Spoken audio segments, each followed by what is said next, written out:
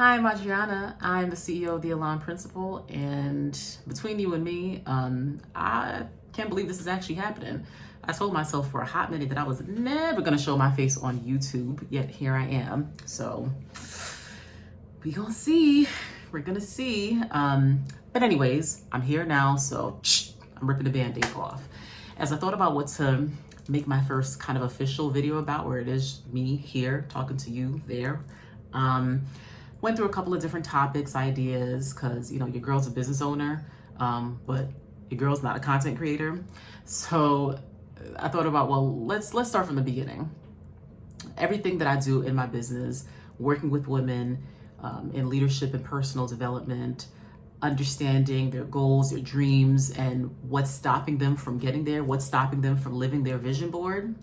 I had to start from the beginning. And it starts with limiting beliefs and going where the love ain't. So let's talk about that, okay? And I can talk about this for a very, very long time, but I'm gonna make it short, sweet, and to the point, because you have a short attention span, and I'll be honest, over here on the East Coast, it is blazing hip hop and R&B. It's super hot. So as cool as it is in my home, thank God, I might want to, have something cool to drink or what have you. So let's get started. Number one, limiting beliefs.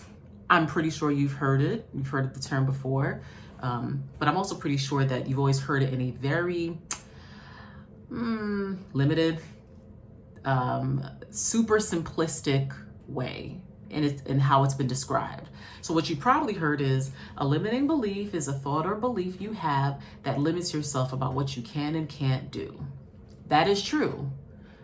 What they don't tell you, or what's missing, is a limiting belief is often an idea that was impressed upon you at some point in your youth or early adulthood that you have not fully examined and have held on to, and it has been used to inform your future decisions.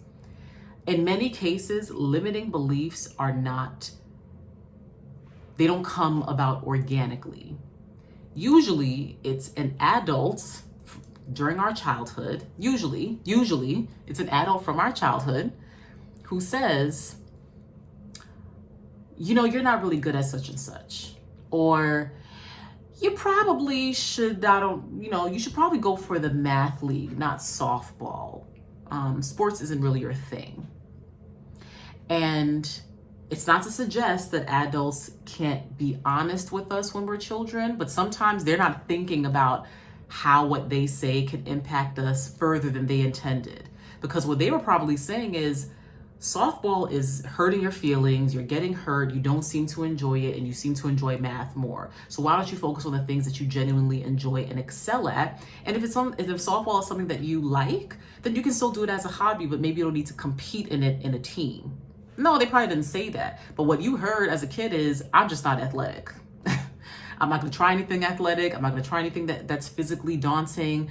I'm not gonna work in a team because I can't be relied on. I have literally worked with a client who was holding on to that from childhood. So that's typically what a limiting belief is. And when we hold on to that, many times we don't know that we're holding on to that. Many times we don't know that the belief we have about ourselves was something that was given to us. We didn't make it. It's not even our own recipe, and we still eating it every day. So my permission to you in this moment is, if you're holding on to a limiting belief, especially as it relates to your work, to your love life, to your personal life, take a moment and examine if it even belongs to you. Like, whose voice do you hear it in? For a lot of women, they hear it in the maternal figure in their lives. That's usually the person that kind of first impresses upon them all ideas, good, bad, and in between. So I would say for you, here's your nugget, here's your gift. Examine where that belief came from, okay? All right, now let's talk about going where the love ain't. Now, I've used the phrase forever, as long as I've been doing this, going on 15 years, go where the love is, go where the love is. I'm not even sure who invented it or who created it, but when you talk about going where the love is, I think that I have made the mistake of being way too simple and haven't provided clear enough instructions, which is, what does the love look like? How do you even know what it means to go where it's at? And what do you do when you get there? And so that's why I figured it might be helpful to you to first understand what it looks like to go where the love is not. For many of us, that's what we do. Here's what going where the love ain't or is not looks like. Working at a job that doesn't value you, so they're not paying you enough, they're paying you your worth. You don't get the opportunities that you're deserving of. You're mistreated, disrespected, etc., etc. You accept a job that you know is not right for you, but you might as well. That's going where the love is not. In friendships, you continue to go out to girls' nights among frenemies, among a group of women that you know are not really your friends, but I guess company is better than no company, right? Even if that company is shady and talks about you. These are real things that women experience and go through. In relationships, ladies, all my ladies, if you hear me, going where the love is not, that's saying, sure, you can come through, I'm not asleep, when that man was supposed to, be there hours before to come pick you up. Going where the love is not is accepting the kind of dates and dating experiences that you don't want, that you don't deserve. Going where the love isn't is sacrificing your own sense of peace and harmony and happiness for the sake of a relationship that isn't even serving you. It's not reciprocal. That's going where the love is not. So here's a quick test to determine if whatever situation you're in right now is in a space of no love or full love. Am I fulfilled? Am I energized by this? Am I satisfied? Do I feel safe? Do I feel supported? Am I growing positively? Do I have confidence? Do I feel better as a human?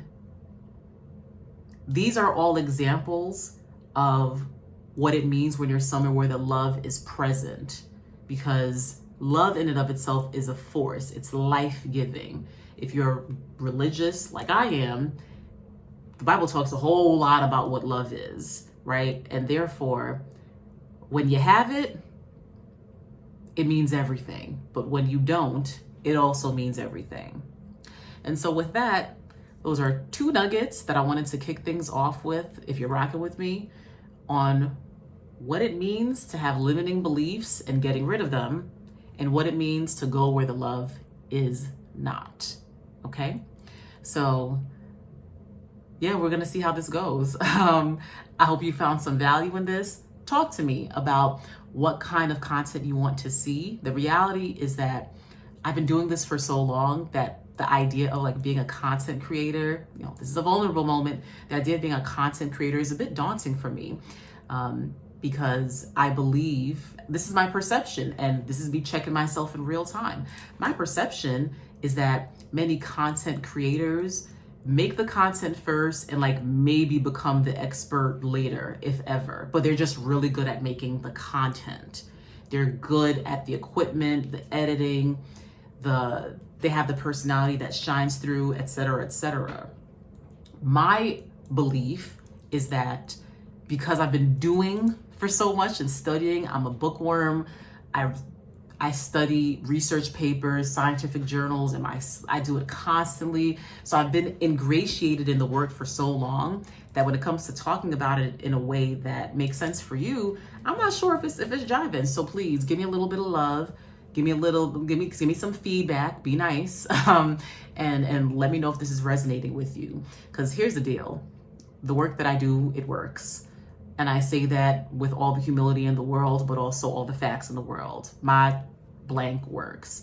I use science, I use time-tested principles, And I inject a whole lot of intuition and a lot of good humor too when I work with my clients, because I know my stuff. So with that said, thanks for rocking with me so far, and I'll see you soon.